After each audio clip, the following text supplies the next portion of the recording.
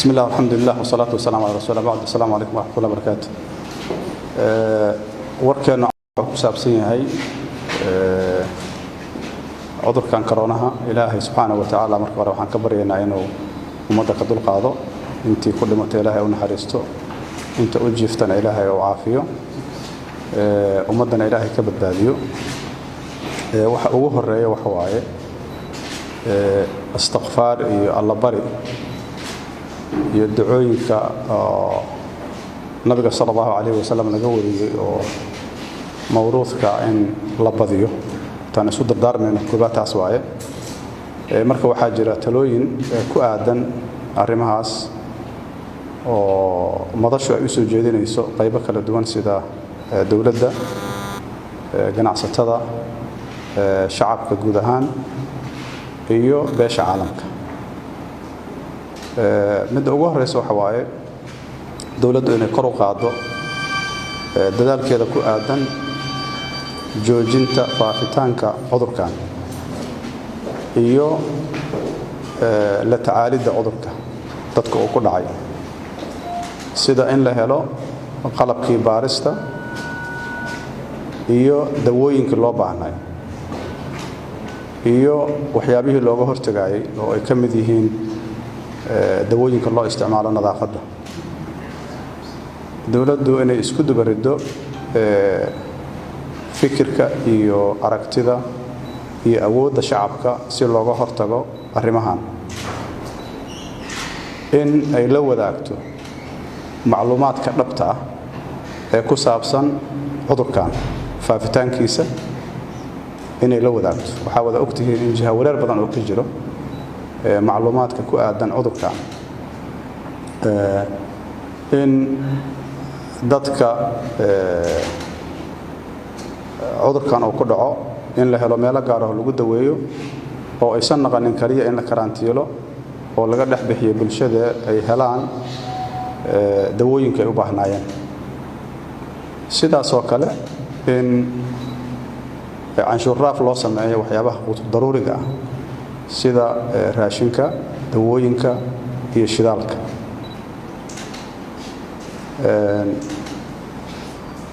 talooyinka ku aadan aan isleenahay waa muhiim inay qaataan ganacsatada waxa kamid ayagana in la daryeelo loona weeciyo kharashaadkii ku bixi jiray iyo masaariiftii xajka iyo umrada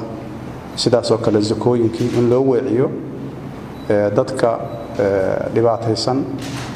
noloshooda saameynta oo ku yeelanaya cudurkan sida dadka shaqaalaha ah ee laga yaabo inay shaqadii aadi waayaan iyo dadka danyarta dhamaantood gaar ahaan barakacayaasha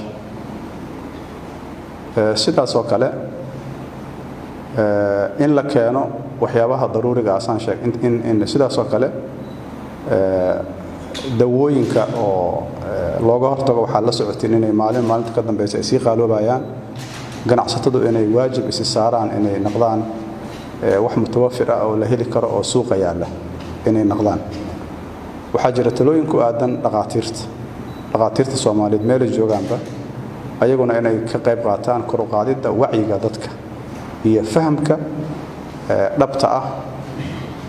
cudurkan iyo sida looga hortagi karo iyo sida looga bogsan karo waxaan la wada soconaa in kala aragti duwanaansho badan ay jirto arintaasna waxay qayb ka qaadanaysaa cudurku inuusan joogsanin inuu sii fido ay qayb ka qaadanaysaa iyo dhaqaatiirtu inay qorsheeyaan oo qoondeeyaan dhaqaatiir u taagan hawshaas ama ha noqoto wacyigelinta iyo la socodsiinta xaqiiqada cudurkan iyo faafitaankiisa ama ha noqoto daweynta dadka qadiyadan waa qadiyad dadka Soomaaliyeed ama ummadda Soomaaliyeed amaan taabanaysa marka cid walba oo qayb ka geysan karto oo dhaqaatiirta ay ugu horeeyaan iyo sidaan soo sheegnay ganacsatada dawladda iyo qaybaha kale bulshada ee waxtarka ah ama codkooda la maqlaayo inay dhamaantood u waajahaan si midaysan